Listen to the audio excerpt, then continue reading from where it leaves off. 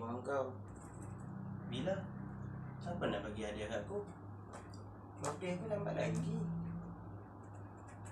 Entahlah. Tak apa, kau letak air itu.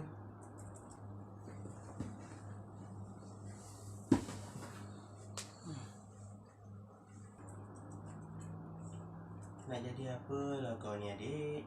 Hari Minggu keluarlah pergi jogging ke senam. Aku ngantuk lah nak tidur. Ikut kau lah adik.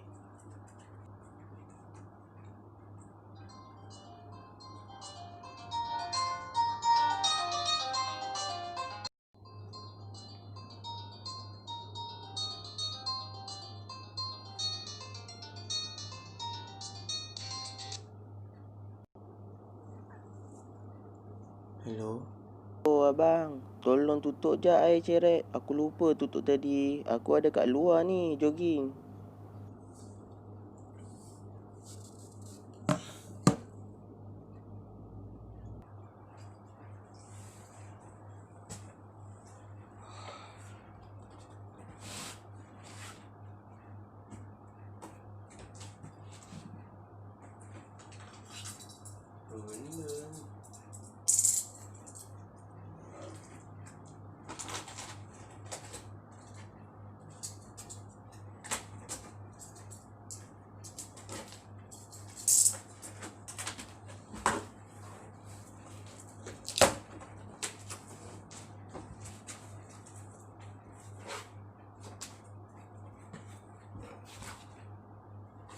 Apa?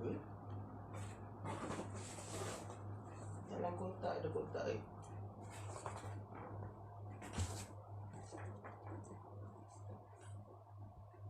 Macam kotak kasut.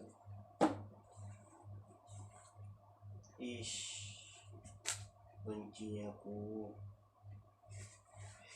Kotak lagi.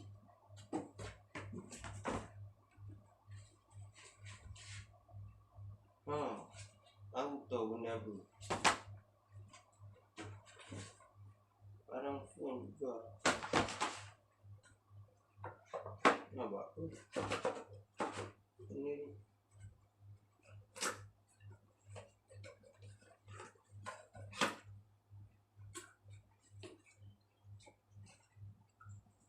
Wajib punya.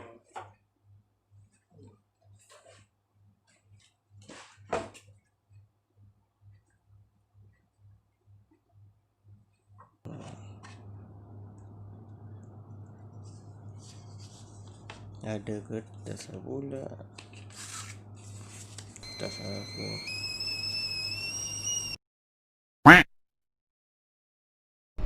Hai, Assalamualaikum. Weh, Yat. Hai, Waalaikumsalam. Aku saja video kau ni. Aku suka cerita aku. Kau ada cerita tak? Cerita apa tu?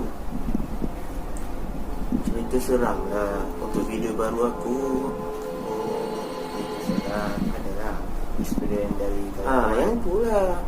Aku nak pergi jumpa kau, tapi sekarang kan kau tahu PKP, COVID, stay at home. Betul lah tu. Video macam ni pun okey. Kepada penonton, terima kasih kerana menonton lagi video di Ye Channel. Sebelum melanjutkan video, silakan like, komen, share dan subscribe supaya dapat kembangkan lagi video yang baru Yat nak buat. Dan kepada penonton di luar sana, digalakkan untuk menyeru seruan kerajaan yang di mana negara kita dilanda COVID-19. Jadi, kita sama-sama menangani isu ini dan penuhi segala arahan dan langkah-langkah bagi memutuskan rantaian COVID-19. Tanpa meninggalkan masa, kau startlah dulu cerita kau. Kejap. Ini adalah kisah benar mengerikan yang pertama. 1. Kerasukan. Ini adalah kisah yang dikongsikan kepada aku. Kita namakan watak ini sebagai Siti. Kisah ini berlaku pada rakannya yang lebih berumur darinya, dan kejadian ini terjadi 2 bulan setelah masuk belajar di Kolej Jururawat. Mereka tinggal di sebuah hostel di Jeras, Selangor.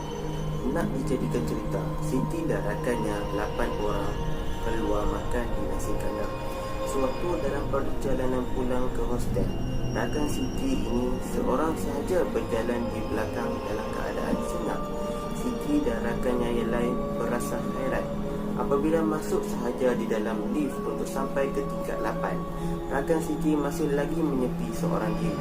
Sampai sahaja di hostel mereka tinggal, rakannya itu berkelakuan pelik dengan duduk di meja belajar. Tangannya mengambil sebatang pen dan mengetuk di permukaan meja. Berkali-kali Siti dan rakannya lain lari di ruang menghala ke pintu bilik untuk mereka pastikan yang rakan mereka dirasuk. Mereka mengintai rakannya itu dan betapa terkejutnya mereka melihat wajah rakannya berubah, mulut berubah warna kebiruan dan biji matanya tak henti ke kiri dan ke kanan. Mereka terus ambil keputusan untuk menelefon warden dan beritahu hal tersebut. Tidak lama kemudian, beberapa orang warden datang bersama seorang ustaz dan rakannya itu meracau, mengamuk dengan menyimpahkan segala benda yang ada di ruang tamu. Keadaan sangat kocak-kacir. Untuk tidak mengeluhkan keadaan, ustaz itu pun menelefon rakannya, ustaz pakar ilmu perubatan Islam. Setiba sahaja ustaz itu di depan pintu hostel mereka tinggal, ustaz itu tahu bahawa benda itu menjaga di pintu hadapan.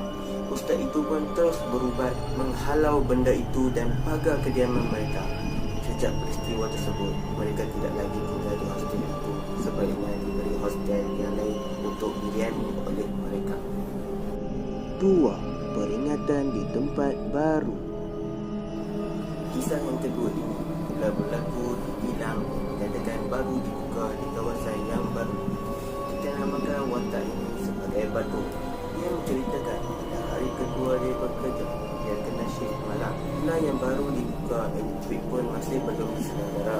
Pada malam itu, sekitar jam 12 malam, salah seorang rakannya ada menundah di suatu kawasan di Gilang tersebut.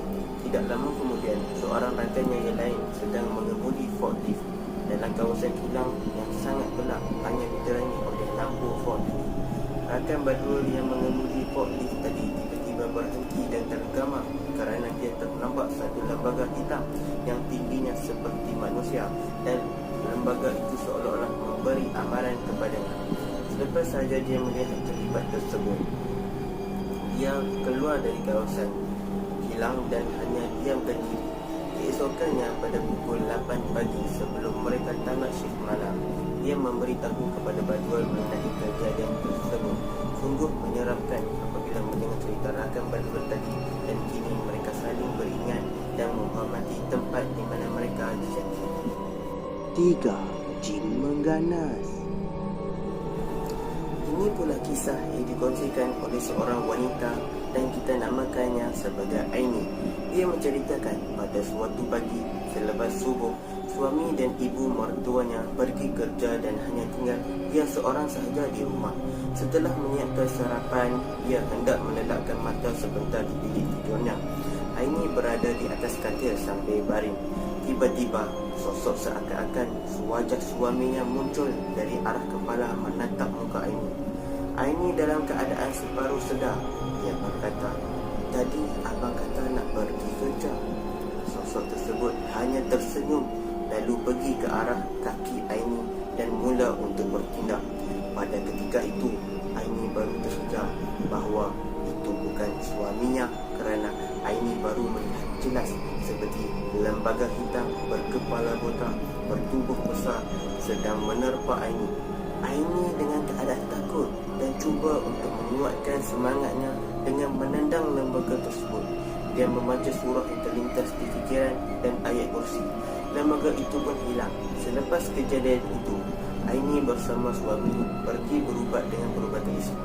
Setelah berubat, baru diketahui bahawa iaitu ialah jin mengikorinya pulang ke rumah tanpa disedari, dan pagi itu jin tersebut mula mengganas terhadapnya.